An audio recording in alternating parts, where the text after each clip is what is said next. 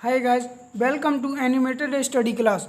मैं गौरव कुमार आप लोगों के लिए 20 जून के जितने भी करंट अफेयर्स के क्वेश्चंस हैं वो लेकर आया हूँ, जो आपके होने वाले competitive exams like SSC, CHSL, CGL, RRB, NTPC, UPSI, DRDO, MTS आदि में पूछे जा सकते हैं। मैं गौरव कुमार वीडियो शुरू करने से पहले आप लोगों से निवेदन करना चाहता हूँ कि वीडियो को लाइक व शेयर करें और चैनल को सब्सक्राइब करें।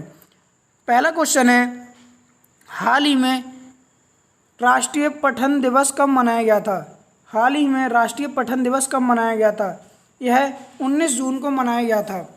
कब? 19 जून को।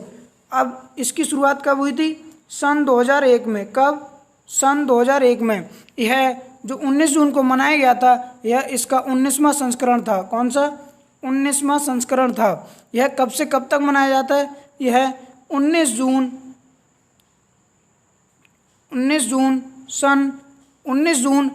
से 18 जुलाई तक। कब? 18 जुलाई तक मनाया जाता है। ठीक है। अब ये मनाया क्यों जाता है? केरल में एक आंदोलन शुरू हुआ था जिसका नाम था पुस्तकालय आंदोलन। क्या? पुस्तकालय आंदोलन। इसकी शुरुआत किसने की थी? पीएन पेनिकर ने। उन्हीं की पुण्यतिथि के उपलक्ष्य में यह राष्ट्रीय पठन दिवस मनाया जाता है। ठीक है।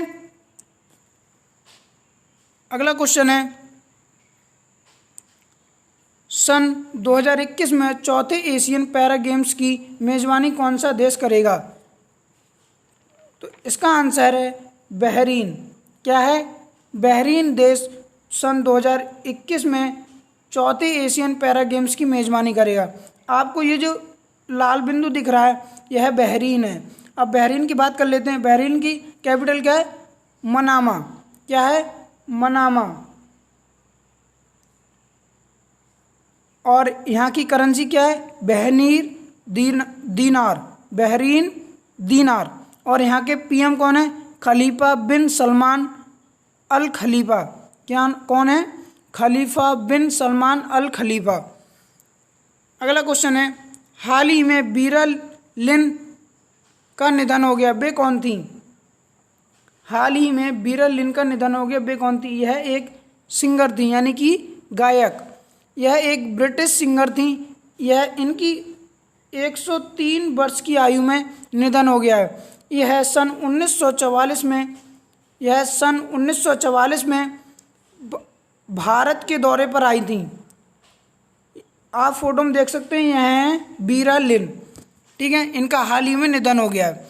अगला क्वेश्चन है, हाल ही में किस शहर के छात्रों ने क्वारंटीन कोविड वॉच बनाई है? क्वारंटीन कोविड वॉच बनाई है। तो इसका आंसर है बनारस। क्या है? बनारस। बनारस के छात्रों ने ही क्वारंटीन कोविड वॉच बनाई है। अब ये क्वारंटीन कोविड वॉच क्या है? यह है क्वारंटीन सेंटर से जब कोई रोगी, कोरोना पॉजिटिव रोगी भाग जाता है तो उसे तलाशने में यह मदद करेगी। यह उसके शरीर पर लगा दी जाएगी, जिससे अगर वो क्वारंटीन सेंटर से भागता है तो आपके नज़दीक वाले पुलिस स्टेशन में एक अलार्म बजेगा, जिससे पुलिस उसे पकड़ पाएगी। ठीक है। इस वॉच को उसके हाथ में बांध दिया जाएगा, जिससे उसे अगर वह भागता है सेंटर से तो उसे पकड़ने में आसानी होगी। अगला क्वेश्चन है, हाल ही में केंद्र सरकार ने गरीब कल्याण योजना अभियान को किस राज्य से शुरू किया है? किसको? गरीब कल्याण योजना को। तो इसका आंसर है बिहार। क्या है? बिहार राज्य से ही प्रधानमंत्री मोदी ने गरीब कल्याण योजना अभियान की शुरुआत की है। अब बिहार की बात कर लेते हैं। आप ये जो रेड पार्ट देख रहे हैं, यह बिहार है। ठीक है। बिहार की कैपिटल क्या है? पटना। क्या है? पटना। और यहाँ की सीएम कौन है? नीतीश कुमार। और यहाँ के गवर्नर कौन है? फागू चौहान। अब ये बात आती है, गरीब कल्याण योजना क्या है? यह योजना जो प्रवासी मजदूर हैं उन्हें रोजगार दिलाने के लिए शुरू की गई है। इसका फायदा 6 राज्यों को ज़्यादा मिलेगा। कितने? 6 राज्य को ज़्यादा मिलेगा। अब वो 6 राज्य कौन कौन से हैं? सबसे पहले है उत्तर प्रदेश, कौन सा? यूपी, दूसरा बिहार, तीसरा झारखंड, चौथा उड़ीसा, पांचवा मध्य प्रदेश, छठा राजस्थान। इन 6 राज्यों को इस गरीब कल्याण योजना का लाभ मिलेगा। अगला क्वेश्चन है, हाल ही में कोरोना संकट से निपटने के लिए भारत सरकार और किस देश के बीच 200 लाख यूरो का करार हुआ है कोरोना संकट से निपटने के लिए? तो इसका आंसर है फ्रांस। फ्रांस सरकार और भारत सरकार के बीच कोरोना से निपटने के लिए 200 लाख यूरो का करार हुआ है। ग्रीन पार्ट वाला एरिया जो है वो फ्रांस है। अब फ्रांस की बात कर लेते हैं। यहाँ की कैपिटल क्या है? पेरिस। कैपिटल क्या है? पेरिस। और यहाँ के करेंसी क्या है? यूरो। ठीक है। और यहाँ के पीएम कौन है? इडाई फिलिपी। कौन है? इडाई फिलिपी। अगला क्वेश्चन है, हाल ही में किस राज्य में कर्मचारी भविष्य निधि संगठन ने मल्टी लोकेशन क्लेम सेटलमेंट योजना की शुरुआत की है? किसकी? मल्टी लोकेशन क्लेम सेटलमेंट की शुरुआत की है। तो इसका आंसर है उत्तराखंड। क्या है? उत्तराखंड। अब उत्तराखंड की बात कर लेते हैं। उत्तराखंड की राजधानी क्या है? देहरादून। क्या है? देहरादून। और यहाँ की अभी एक ग्रीष्मकालीन राजधानी और बनी है, उसका क्या नाम है? उसका नाम है गैरसैंण। क्या है?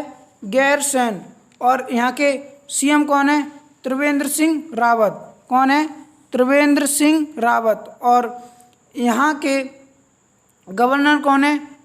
यहाँ की गवर्नर कौन है? बेबी रानी मौर्य। कौन है? बेबी रानी मौर्य। ठीक है। अगला क्वेश्चन है, UNCTAD की रिपोर्ट के अनुसार निम्न में से किस देश में सबसे अधिक FDI आया है? किस देश में सबसे अधिक FDI आया है? तो इसका आंसर है अमेरिका। क्या है? अमेरिका। अब ये UNCTAD क्या है? इसकी फुल फॉर्म है United nation conference trade and development. क्या है? United nation conference trade and development. इसकी स्थापना कब हुई थी? इसकी स्थापना सन 1964 को हुई थी। किसकी?